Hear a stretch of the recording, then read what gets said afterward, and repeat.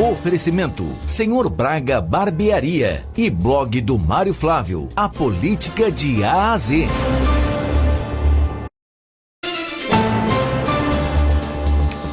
Falas do presidente Lula aqui em Pernambuco e também na Paraíba repercutem no meio político. Qual foi a fala dessa vez, Mário Flávio? Bom dia para você. Bom dia, Renata, Vitor. Toda vez que Lula vai falar, Bolsonaro, nessas figuras aí, pode esperar que no outro dia vem uma enxurrada, né, de pérolas que são jogadas aí para que o mundo político repercuta.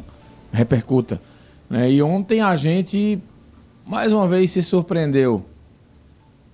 Eu vou trazer aqui, né, Vitor, uma fala do presidente Lula. Na sequência a gente vai comentar. Ele falava sobre a transposição do Rio São Francisco.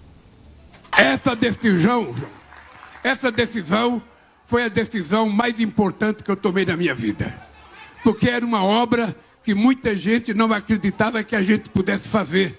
Porque fazia 179 anos. Eu não estou falando de 10 anos, estou falando de 179 anos que se prometia água para essa região. E eu, graças a Deus, descobri uma coisa. Deus deixou o sertão sem água, porque ele sabia que eu ia ser presidente da República e que eu ia trazer água para cá. Ele sabia que somente uma pessoa que tinha passado fome, somente uma pessoa que com 7 anos de idade carregava pote d'água na cabeça. Por isso é que eu não tenho pescoço. Vocês percebem que meu pescoço está tentando carregar pote na cabeça. Somente uma pessoa que tinha passado por essa experiência era possível trazer água para cá. Muito bem. Tá demais, né? Eita, teve um comentário aqui no estúdio que... Olha, sei não, viu?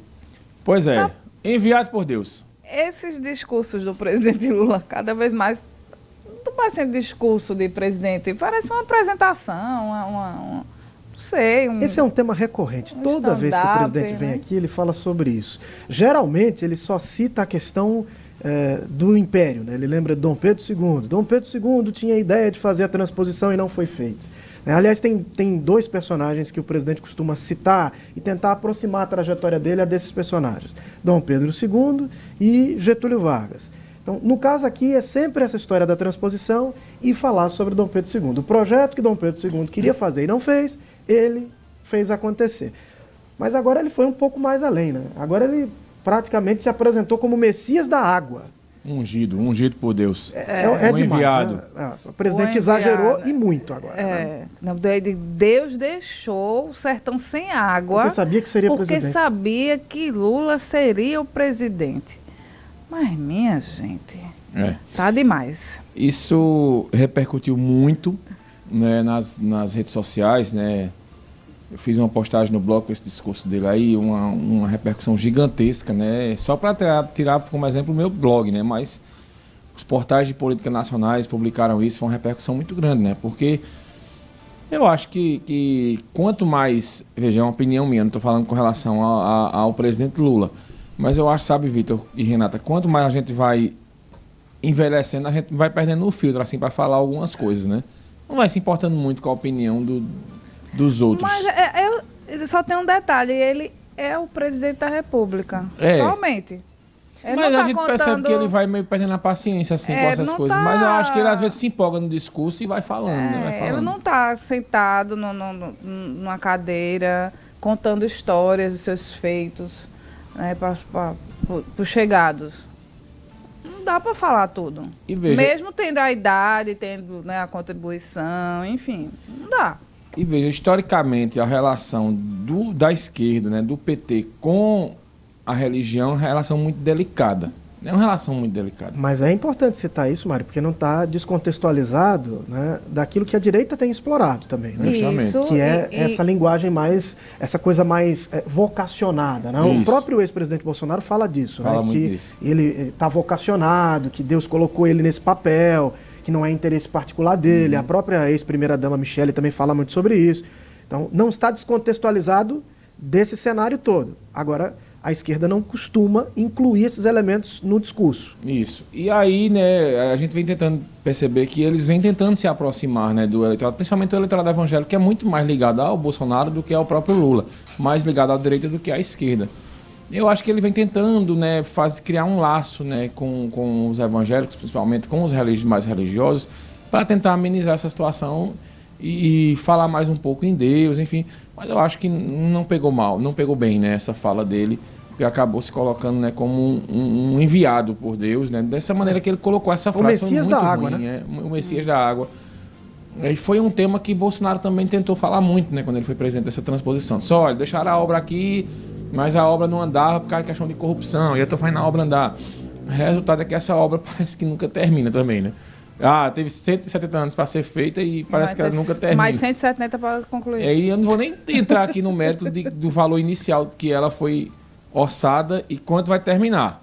Né? Porque é 3, 4 vezes mais o valor aí dessa questão do orçamento. Então, enfim, teve mais falas e não ficou só nisso, não.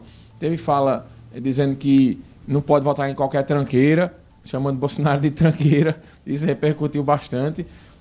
E aí foi outra reação muito forte. Teve também fala... enfim, se você olhar o discurso é cheio de pérolas, digamos assim. E aqui em Pernambuco, uma coisa que chamou a atenção foi a presença ao lado dele, Vitor e Renata, de Raquel Lira e João Campos. Os dois bem pertinhos ali. E como a maioria dos que estavam lá era praticamente fã do presidente Lula, e o João Campos foi ovacionado ontem, né, quando ele foi citado lá e também pelo cerimonialista lá.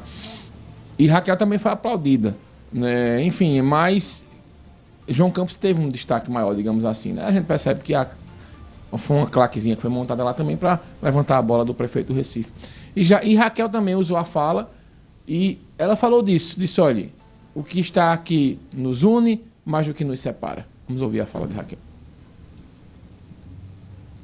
Tem muito mais coisa que nos une aqui nesse palanque do que nos separa. E o que nos une é o amor pelo nosso Estado. Época de eleição é época de eleição. Agora é tempo de união para fazer nosso Estado crescer, mas não deixar ninguém para trás. E para isso, presidente, a gente precisa sempre do senhor. Pronto, olha aí. Raquel Lira, Raquel é muito inteligente, né? Ela tem essas sacadas para não ficar nessa história. Ó, eleição é eleição. Aqui tá todo mundo junto, todo mundo misturado. Né? Só se fala da eleição no ano que vem. E para isso precisa do presidente e tal e tal. Ontem até recebi uma mensagem de um vereador aqui de Caruaru, que sempre nos ouve aqui pela manhã. Ele disse, olha, será que não foi o primeiro passo aí? Essa quem vai analisar é Vitor e Renata. Eu não vou analisar não, deixar para vocês analisarem. O vereador me fez a seguinte pergunta. Raquel Lira está indo lá para Salgueiro e eu soube que tem uma reunião entre ela, João Campos e Lula e vai se buscar um palanque só. Raquel sairia para vice de Lula e João Campos seria o candidato a governador deles dois. A análise é com vocês. Bom, eu vou apenas dizer aquilo que conversei com representantes do PT sobre isso. Eles acreditam que a possibilidade de Raquel ser vice de Lula é praticamente nula. É o que se comenta no PT. Ah, gente, eu sou aquela que dá pitaco, né? Agora você sabe que existe o PT, agora é importante dizer o seguinte, existe o PT e existe o presidente Lula. Exato. E o presidente Lula, se decidir, sobrepõe o partido. Exatamente. E ele é maior do que o PT, né? É muito mais. Mas os dirigentes do partido consideram que essa possibilidade é praticamente nula. Eu não sei não. Mas 2026 é só em 2026. Agora é momento de trabalhar, né? De pensar no país, pensar no Estado.